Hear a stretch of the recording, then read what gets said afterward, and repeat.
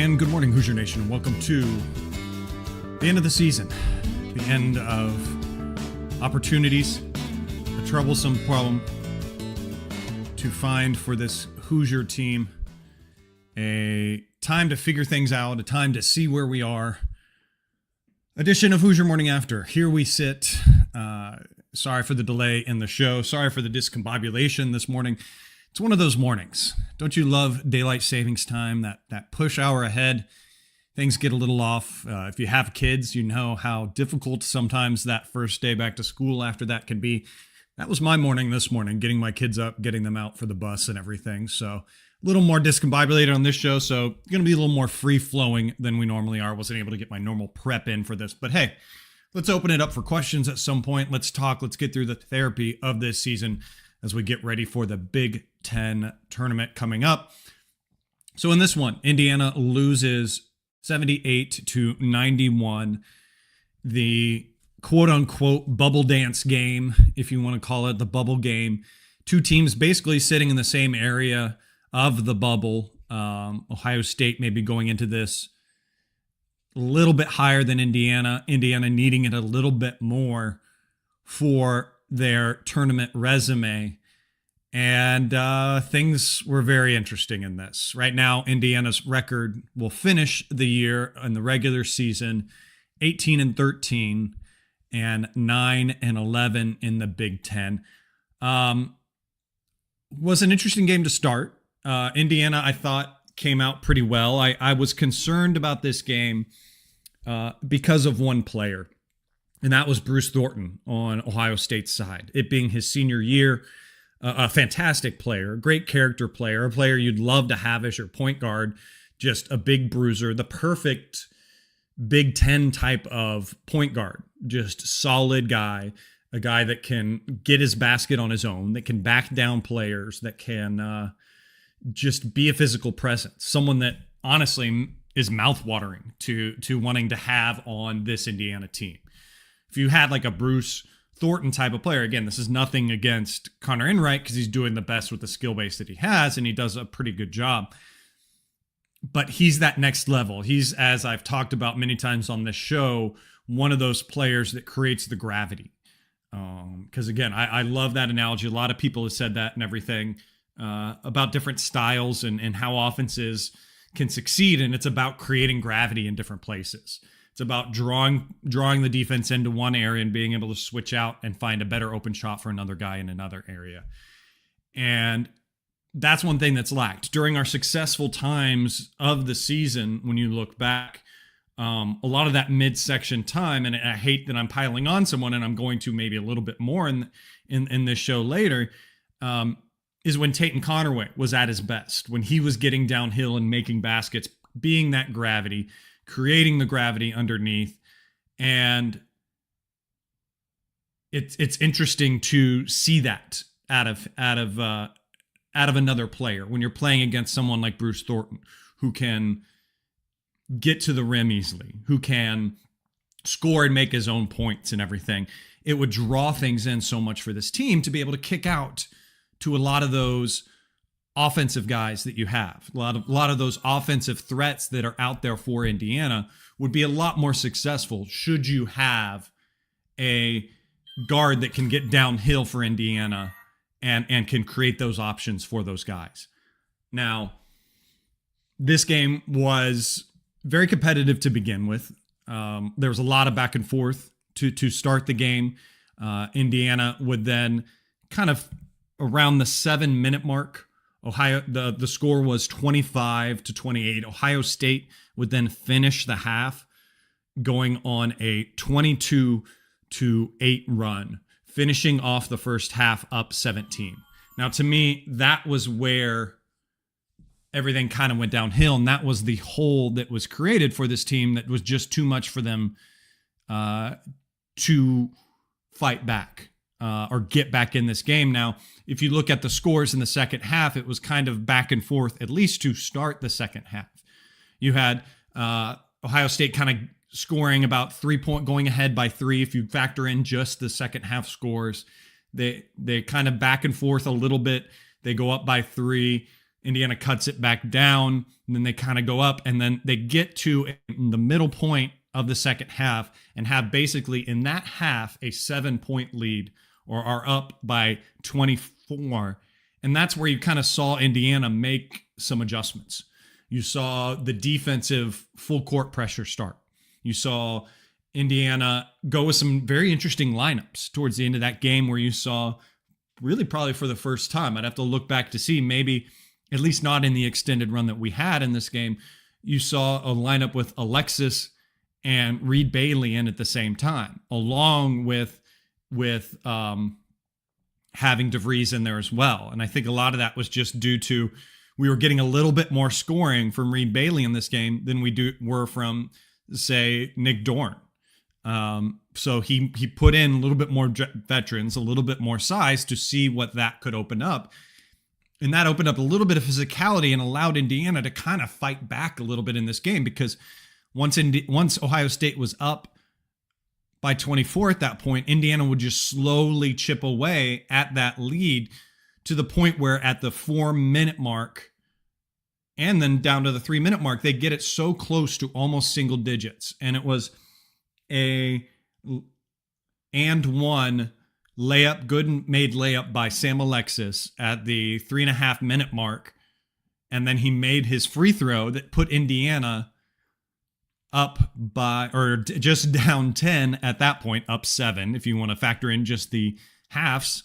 But then on the other side, you have one of those defensive lapses. And it was, on that case, Lamar Wilkerson that fouled the Ohio State player shooting a 3-pointer. He made the 3-pointer and then got a free throw, made that as well, brought it up to 14. And at that point, it was out of striking distance. So it's interesting to look at, because while I like the fight that they showed in portions of this game, it was that kind of dropout towards the end that just wasn't enough. Thank you for being here. Again, I'm your host, Chad Schwarzkopf. Sorry for the discombobulated episode as we go on. Martha popped on as well. Martha, how you doing this morning? Give me your kind of thoughts on this game. Well, it's Monday, and IU lost again, so I'm doing. You know, we sit here.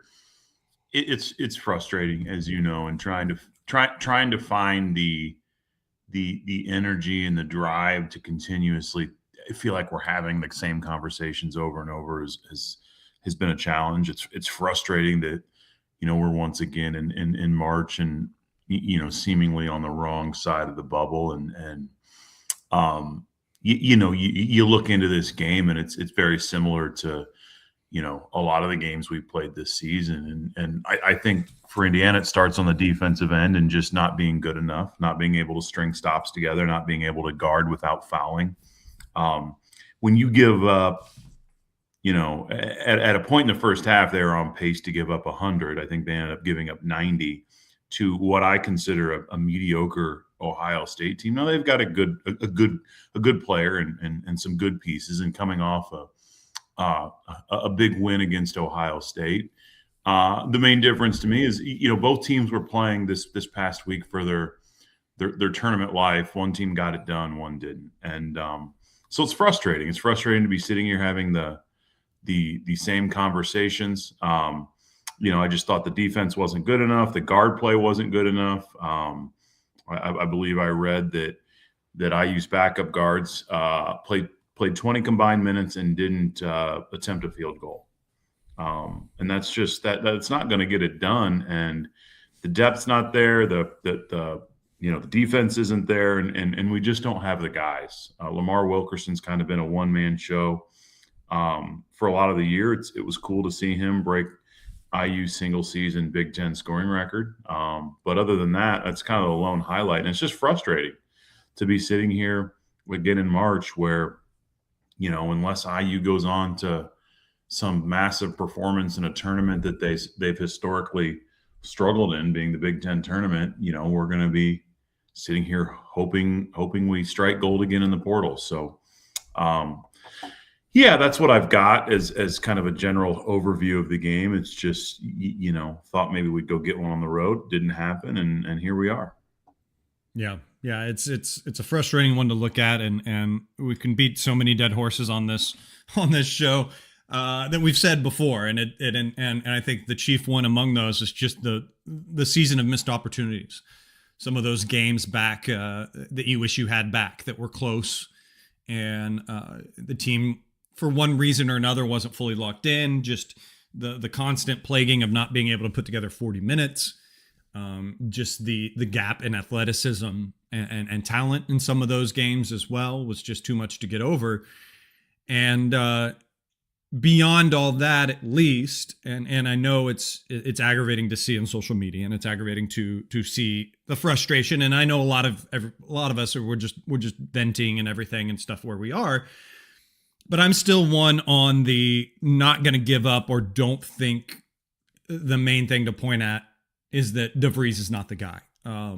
Things that I've seen this year that I've liked with DeVries is, again, when things are clicking and the system is able to work with the talent being relatively equal, it looks great. And as I've stated many times on this show, you see those great assist to made basket stats and everything like that. And again, it's a learning curve for this coaching staff as well, that many of them as well have not coached in the Big Ten, so are unaware of the pitfalls and what that takes to win in the Big Ten compared to other conferences that they've coached in before. Whereas a team with a lot less physicality underneath and everything under the basket may have more success maybe at a West Virginia or at a Drake. Is not gonna happen in the Big Ten, but at least you've seen DeVries be aware of that. He has made comments as such that he is now aware and has a season under his belt to do that. And I think we have the right things in line with adding Carr, like we've said, to add to that. You're kind of, where do you sit in all of that kind of discourse and everything? Putting you slightly on the spot. It's no, you're not, and I've thought a lot about it. Right, I think you've seen those moments of, man, the structure's there, right? When things are clicking, you can see, or maybe in the past few years or the past regime, that there was really never that identity. And when the offense is clicking, when the team's playing well, you can see some offensive structure and a system there that's in place. The flip side of that is why is the runway so long at IU? Like you look at Iowa. Iowa's going to be a tournament team. You look at what coaches have been able to do in a very short period of time at places like Michigan, like Louisville. I don't. Does DeVries get a pass on this first year? Maybe, but here's the thing: it's got to be a lot better this year, right? He was the guy shopping for the groceries last year, and he didn't put a competitive enough team together. Why does he get a pass? I'm not sure. I'm not sure if he deserves one. Yeah, it was a short portal window for him. Yeah, these guys are coming from different places, and it might be their first go at the Big Ten. Drew Adams has been at IU before. Kenny Johnson has been at IU before. These guys know the Big Ten. So I hesitate to give them a full pass. It's got to be a lot better next year. It just does. You can't have a system without the dudes, and you can't have one and not the other. And especially at a place like IU, especially in the NIL era. I hope that it's better. I think that Ryan Carr is a start. I do, but and what we're going to do, we're going to put a nice portal class together, guys that have performed at different areas. But I think a lot of the fan base is in this mindset of, you've got to prove it to me now, right? This has been, it's been going on for a while, right? We're spending a lot of money putting these rosters together, and we have been for the past 3, 4, 5 seasons, and we're not getting good enough results, regardless of who the coach has been. So I'd like to think that if there's an uptick in talent, an uptick of guys that can come in and perform at this level, that you combine that with Coach DeVries' system, that you're going to see much better results. But the one thing I would love to hear from Coach DeVries is just a little bit of ownership, just a little bit of, hey, and maybe it's coming, right? I think maybe he's still holding on to, maybe we can string together something in the Big Ten tournament. But every post-game press conference sounds the same. We practiced hard. Our guys kept fighting. At the end of the day, it hasn't been good enough. And I'd love to hear him say that at some point, that just like, hey, we need to do better at Indiana. Because really there's no building blocks when you build teams like this, right? 3/4 of this team is going to be gone this year. So what do we have to look forward to outside of putting together another good portal class? So it just seems like it's Groundhog's Day over and over.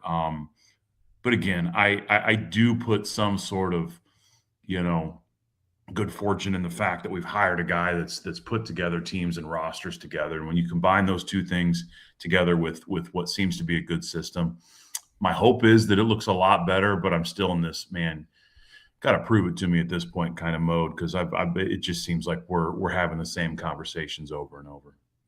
Yeah, I think to argue a bit with your I think when we try to compare Dusty May or Iowa or Louisville, that kind of thing, my thoughts always turn towards what was the condition of the house that each one of those guys moved in when they moved in, and what was the relationship of that house with the neighbors around, and meaning recruiting and all that stuff, and I feel like because of what the past has been, and the past stains that have been left in the carpet, that Indiana sits at little more, despite what we do and what we think of Indiana and Laud and everything like that, that it didn't have that shiny prestige that maybe other programs and other new coaches are able to go in and tout to a degree. And then equally so, as the comment's been said, we can't apply the Signetti effect to it. And I think that I was discussing this with my folks and everything when we were kind of discussing where this whole situation. You have Signetti, who has the great kind of mentality of production over potential. And I think that Darren, with this roster that he built, because a majority of these guys came from mid-majors. They came from spots where you were weighing a little bit more on that potential. Now, there was some production you could look at with these guys. You did have guys like Lamar who were all conference, and Reed Bailey, I believe, had all conference hailings, and Nick Dorn was ranked up there high, Josiah Miles and everything like that. And it was potential that just didn't add up, didn't level out. And it's an unfortunate that happened. And I think some of those shortcomings and everything, like we were saying, have been addressed through the hiring of Ryan Carr. But it is 100%, like you said, the seat's gotten a lot hotter, and you're going to have to prove a lot better than next year. And you're going to have to prove it has to be an easy in team. You have to feel a lot better. You have to finish next year over 500 in the Big Ten. And anything else, and that seat gets a lot hotter. And I hate to think about where things stand if we get into that situation again, because it just continues to break down the house for another guy to come in and have to fight that way up. And it's just an uphill battle for a program like this. What are your thoughts on that? I hate that we dwell too much on that. Maybe we need to talk a little bit more about this game or everything like that. But other topics, maybe we can talk about this game till we're blue in the face. But I think you could play the past couple shows over again, and it'd be us talking about this game. I think this is, we've got to address kind of the elephant in the room, and I think that's just, what does this look like moving forward? And I'm sure we'll talk again after the Big Ten tournament, but there is some beef in your comment about it looks a little bit different. And I don't have a full grasp on what Louisville looked like, what Michigan looked like, what Iowa looked like when each of these coaches took over, but I do know what Indiana looked like and it was essentially a blank slate, right? And I've always had in the back of my head, and the unfortunate part for Coach DeVries is he has to wear what's happened.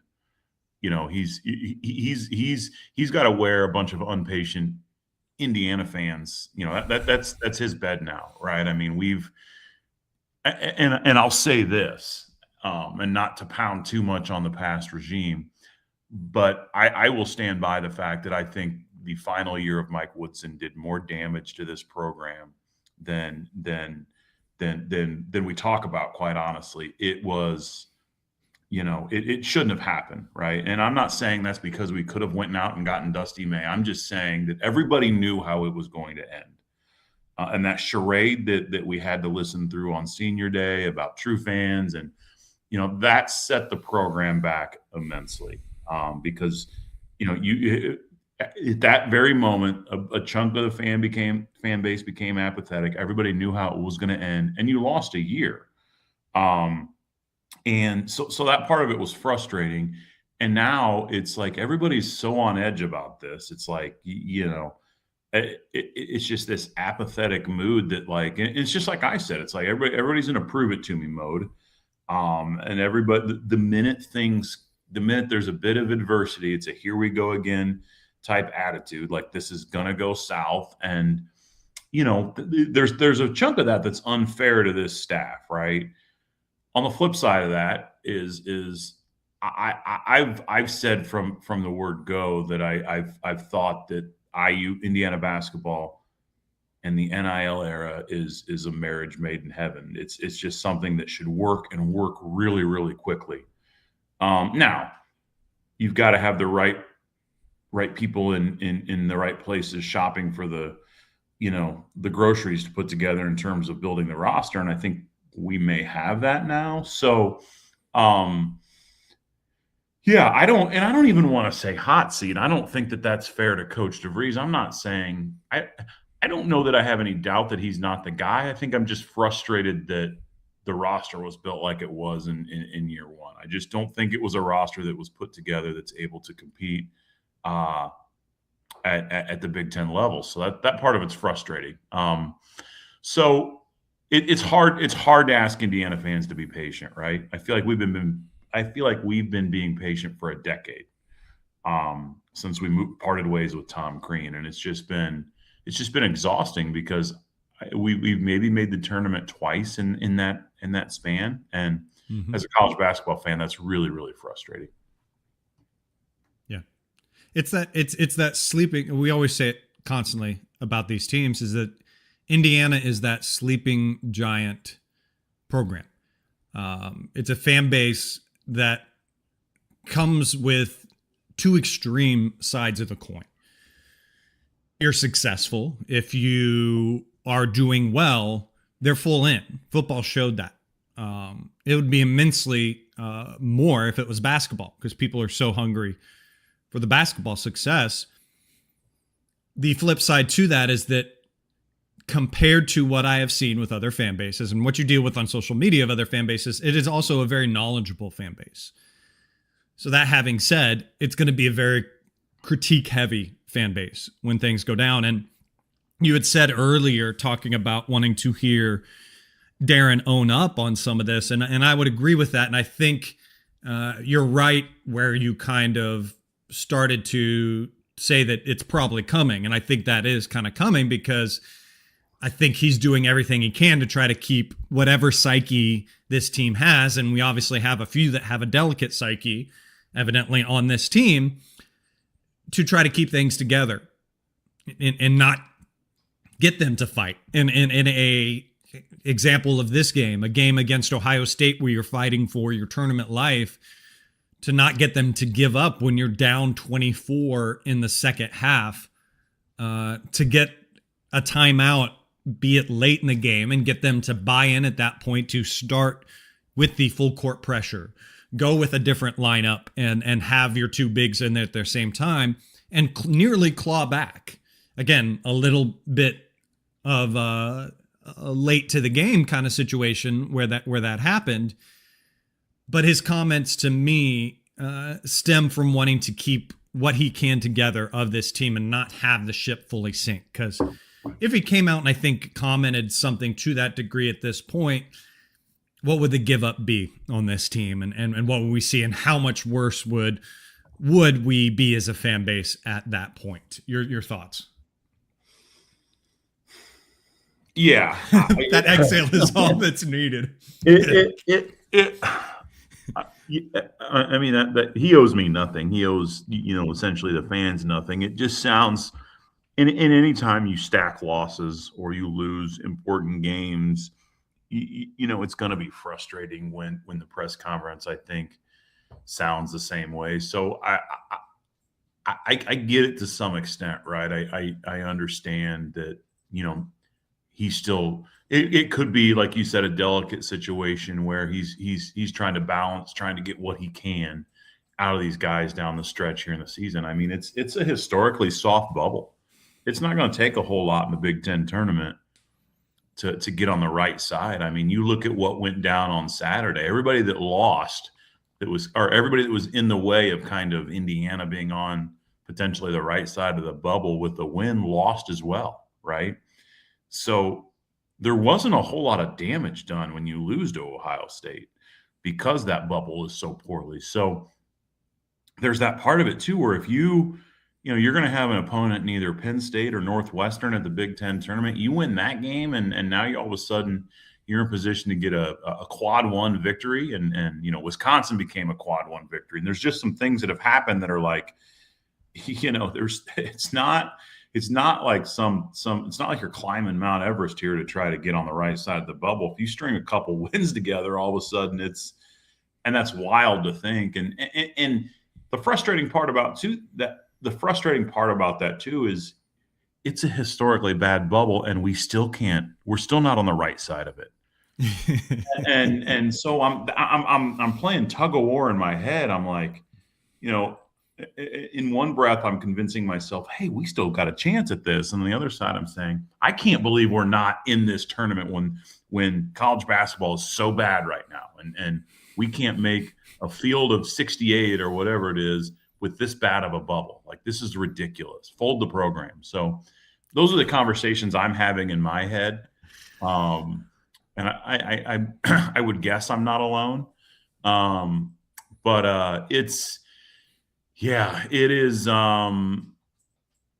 The thing about it is we're going to know kind of what this looks like pretty quickly after the season, because the window's going to open up and the roster's going to build, and we'll probably feel good about things, I would think, just knowing. I don't know, and at this point I can't even remember what question you asked me, because I'm running through everything in my head, but no, you're good. And I think you made a fantastic point there, and raise my hand. I'm in the same boat, and probably many people listening to this, that it is that tug of war in our heads. It is that situation of like, all right, yeah, the door is open, but oh man, why is the door open? And the door shouldn't be open this big. But yeah, I mean, Galen in his recent bracket comments to that factor of that Indiana's in there in the play-in game at 11, and you stare at a game coming up Wednesday against Penn State or Northwestern, two very, depending on who it is, a very winnable game, which is scary as well. There's the tug of war as well of going, oh, well, this is a very winnable game, but Northwestern's had our number, but we want to tug of war back. We want to have that revenge, and it's always hard to beat teams twice and everything. But again, you win that game, you feel pretty good. Then you're heading up against Purdue again, and there's some tug of war there as well, that we've beat them. They're a good team, and while that wouldn't be necessarily a bad loss, it's a team in Purdue that we know how to play against. We've had success against. It's going to be on a neutral court. Basically met between the two campuses. We'll know Indiana fans will come out for that one. But yeah, so I think it's still alive, and I still think there's a path, and this becomes a possible sneaky team, because those matchups when you get in the tournament, you're getting outside of the Big Ten, and maybe there's some success and some scheme that this kind of coaching staff can draw up. Should you just get your toe into that tournament, they can have a little bit of success and make you feel a little bit better going into this offseason, make you feel slightly better about the chances of Indiana selling their program to recruits going into that. What are your thoughts on that kind of opening game that Indiana has coming up against Penn State and Northwestern? It's that I feel like Indiana is better than those two teams. I'm still frustrated that Indiana lost to Northwestern at home.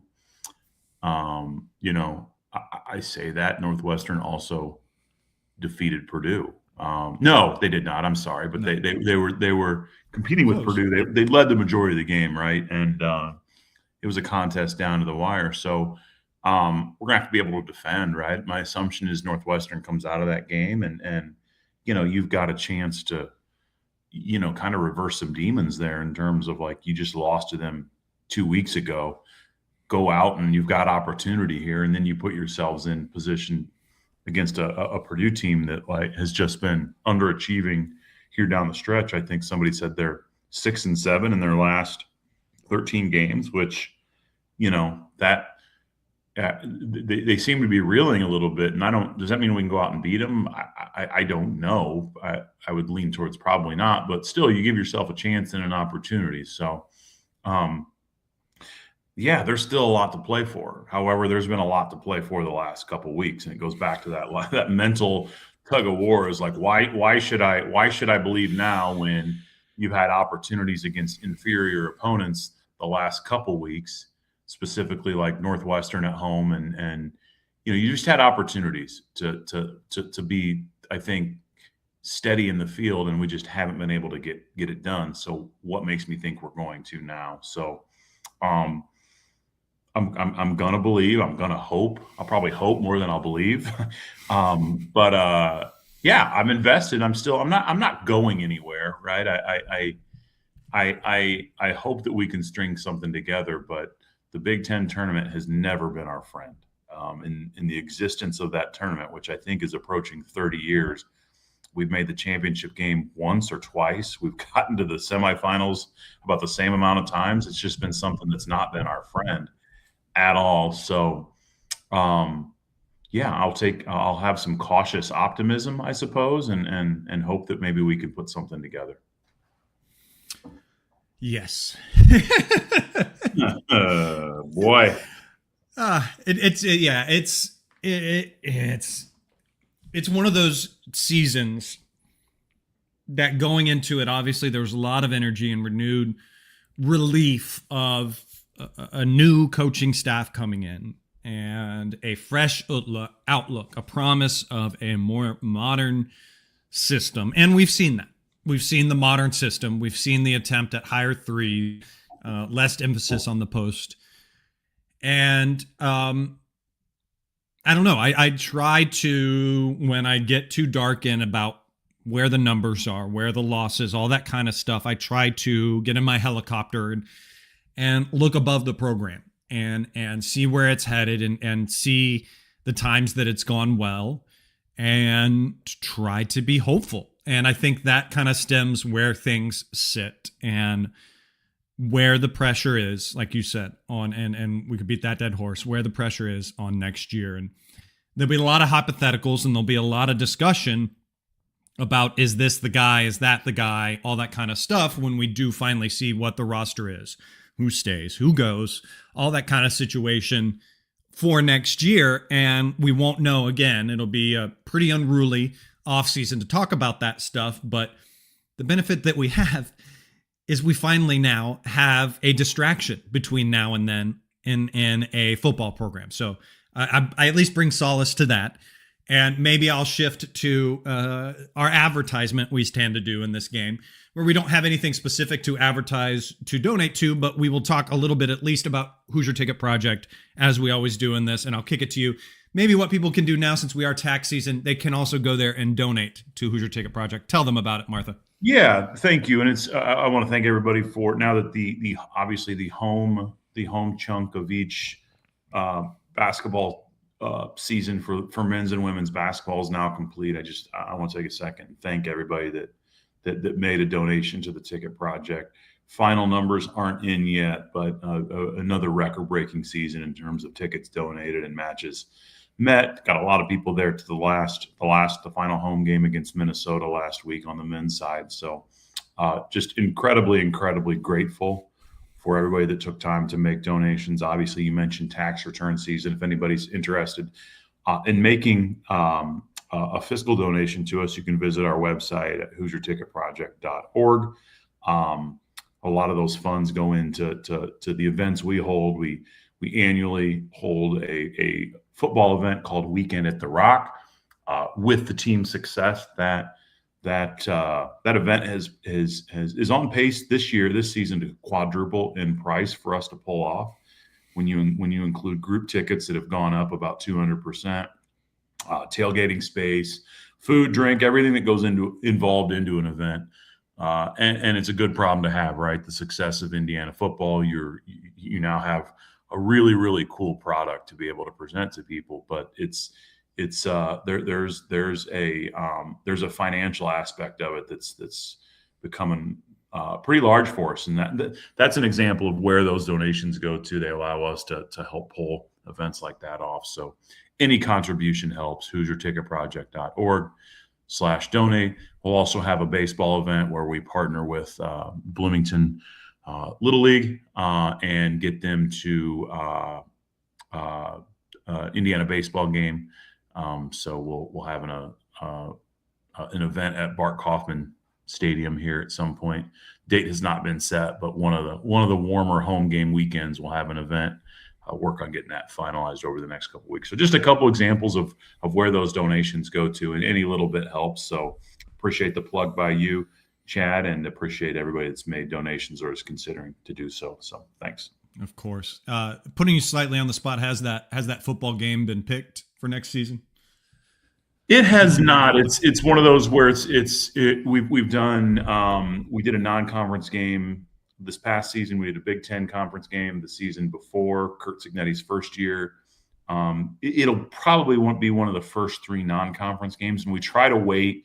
We try to get into that window where they announce the initial game time, so we can make sure we get ample enough tailgating time in, so we can allow the kids and families to come tailgate a little bit, get some food, play some games.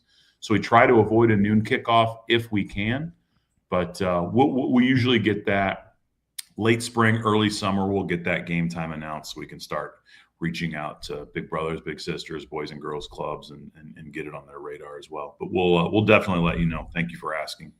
Yeah, fantastic, guys. So yeah, follow Martha on Twitter at the Mop Lady. Follow myself as well at General Chadwick. I'll definitely retweet when that comes out and everything. So you could be a part of that project. Come in, say hey. But yeah, go to HoosierTicketProject.org. Help get that program off and that game situation off the ground. A good problem to have, that it's costing a little much to put on an event like that in football. I'll take that trade off a little bit. So go and donate if you can. Open floor on this for my final kick to you. Open floor. I'm not going to prompt anything. Just what do you want to say, Martha? What do I want to say that I haven't already said? I just long for the day that, March Madness, like growing up, March Madness was, and it still is, right? Just my, it's like the segue to spring. It's the, there's always this like sense of hope that regardless of the ups and downs of the season, you're now in this, it's always been, I just remember, this was pre-social media, almost pre-internet, just getting the bracket, printing it off, or getting the one in the newspaper and filling it out as a tournament. I just remember growing up and it being something that I just always looked forward to, because IU, growing up, IU was always in the big dance, and it was just something that I enjoyed so much, and I still do, but I enjoy it a lot better when I know my team's going to be part of it. And I just long for Indiana basketball to be, I'm going to go back to what Fred Glass said when he hired Archie Miller. And at times fans get a bad rap for having false expectations. Fred Glass said when he hired Archie Miller that the expectation for Indiana basketball is to regularly compete at the top of the Big Ten and play into the second weekend of the NCAA tournament. And those are not unrealistic expectations for this team. And I think I think the Indiana fan base would be completely content if that's what we're happening. We're not asking for national championships year over year or to be in the Final Four year over year. We want this team competing at the highest level in the Big Ten like they should. We want this team in a position to play past the first weekend of the NCAA tournament. And if we can get to that point, I think you're going to have a fan base that's happy. But I just long for, to be sitting here talking to you about what our tournament projections are, as opposed to why are we on this side of the bubble again. I love sitting down and talking hoops with you, but I think you'll agree, it feels like we're having the same conversations over and over and over. Like, what are we going to talk about? Yeah. Or, man, we need an extra day before we talk about this one. I don't like that. I want to get past that. And, I want to find that hope, or I want to find and put my hope into something that makes me believe that we're headed in that direction. And I'm hoping that with Ryan Carr and what we do this offseason, we might be, but again, I'm in kind of prove it to me. So I'll end with that. It's just I hope to be sitting here a year from now where we're like, yes, I can't wait. We're going to be a 4 seed or whatever, insert seed. But, we're talking about what do we need to do in the Big Ten tournament to have some confidence going into the NCAA tournament? I long for that day. I hope that day's coming. And I think that will be some fun conversation with you. Yeah, I agree wholeheartedly. I think this program needs to get back to those expectations. And I have hope, and I have hope that it will. And I'm going to stay on that side. And I think I'll finish off my thoughts here with basically just the thoughts about what I can do as a fan. What can I do as a fan? What can we do as a fan base right now? And I think the biggest thing is just trying to stay positive. And if you are feeling frustrated, if you are feeling negative about the program, that's fine. And you're justified in a lot of those ways. Let's just do our best to not put that out there. That is my plea to the fan base. That is my plea to those out there, because we're at that point where that doesn't help. The best help that we can be is being positive towards the program to help it build on, and try not to affect it in a negative way. Because there's already that narrative out there that we're a toxic fan base and all that stuff, whether you believe it or not. I'm at least going to plead myself to not contribute to that narrative. And while we are on here discussing things, I think we're discussing the reality of how things are.